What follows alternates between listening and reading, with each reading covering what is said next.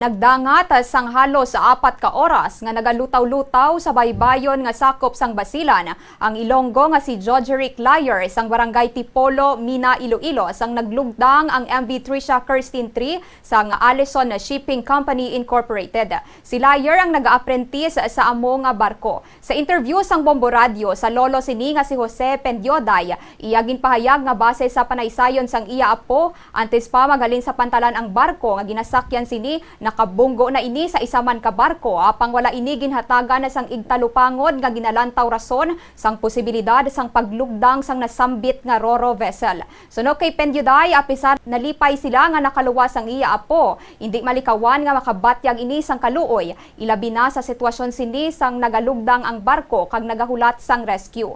Gintugang pa ni Pendioday nga sang damlag lang nilagin padala ng ila apo nga si Joderick sang kwarta nga nagabalor sang 20,000 pesos bangod hindi makaigo ang allowance sini nga ginahatag sang kumpanya nga 500 pesos kada bulan.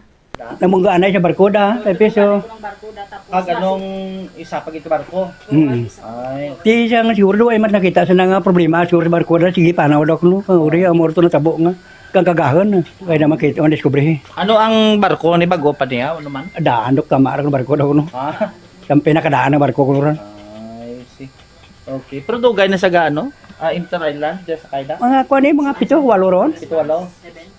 Mga 7 man.